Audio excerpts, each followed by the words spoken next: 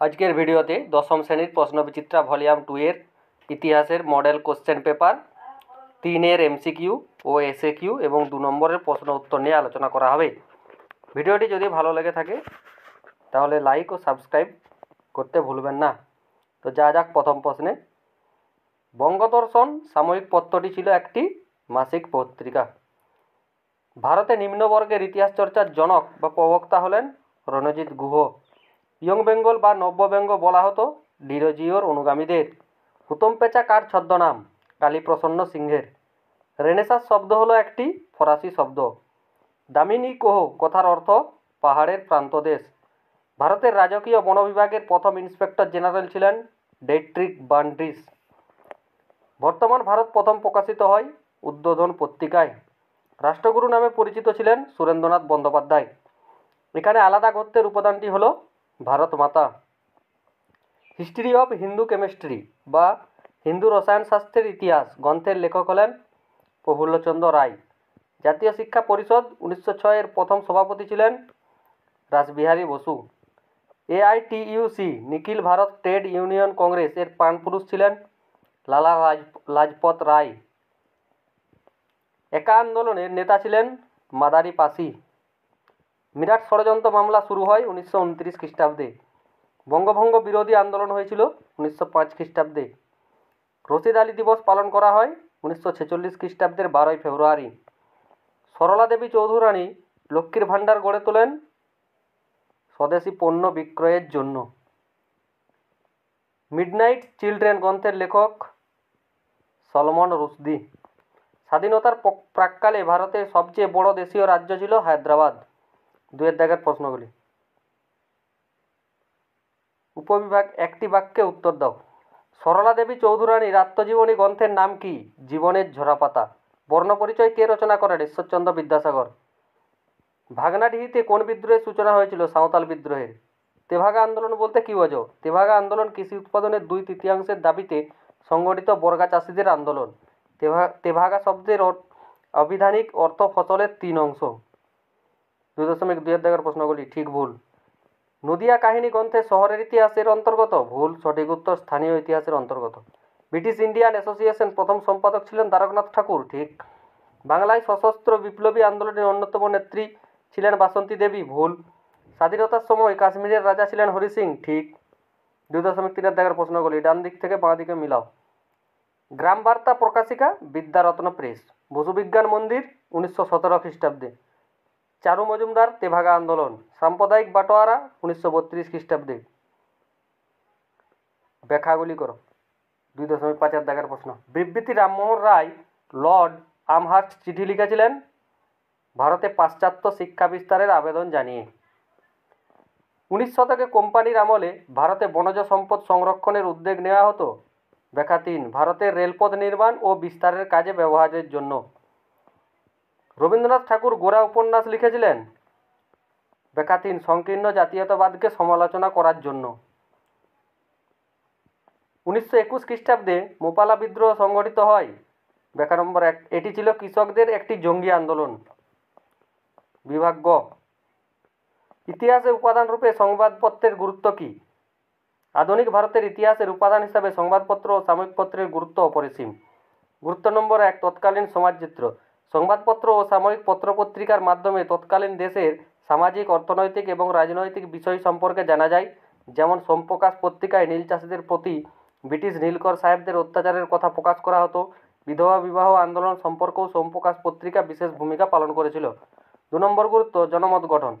দেশে ঘটে চলা বিভিন্ন ঘটনার সংবাদ প্রচারের মাধ্যমে জনমত গঠন করতে সংবাদপত্র অদ্বিতীয়। এছাড়া 19 শতক ও 20 শতকে ভারতের জাতীয়তাবাদের উদ্ভব, প্রচার ও স্বাধীনতা আন্দোলনের কথা জানা যায়।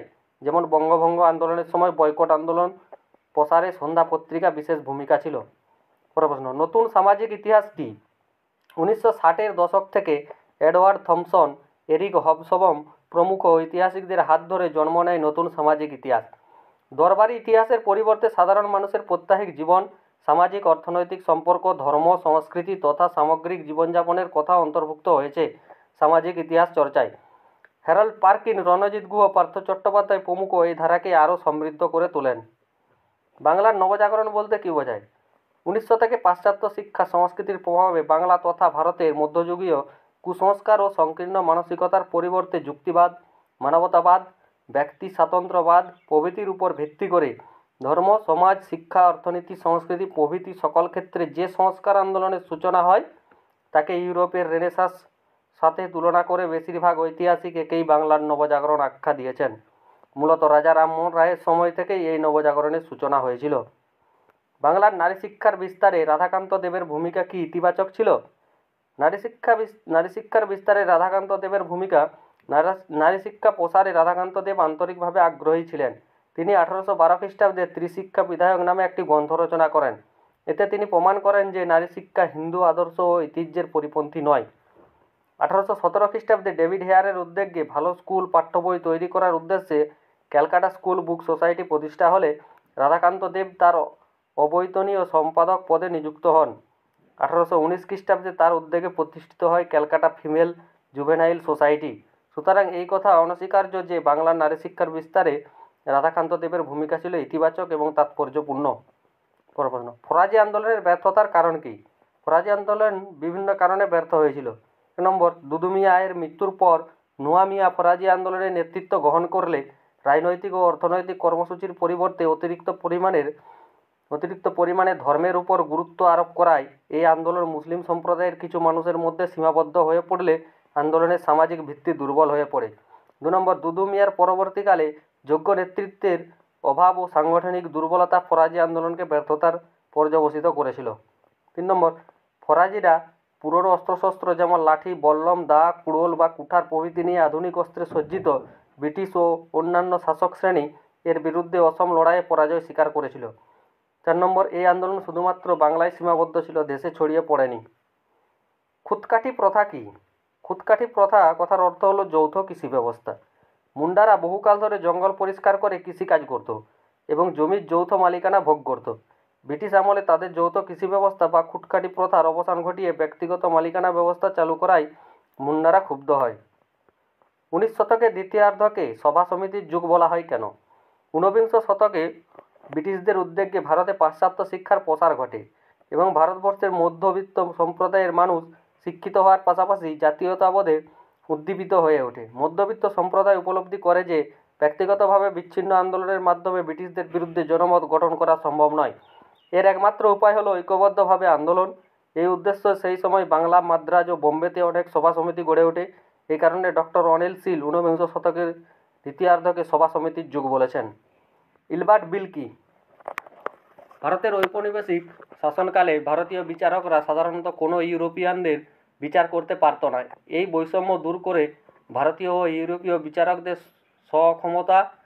সমক্ষমতা দান করার জন্য বড়লটি রিপনের আইন সচিব কোটনি ইলবার্ট একটি আইনের খসড়া বা বিল প্রস্তুত করেন 1883 খ্রিস্টাব্দে। এটি ইলবার্ট বিল নামে পরিচিত।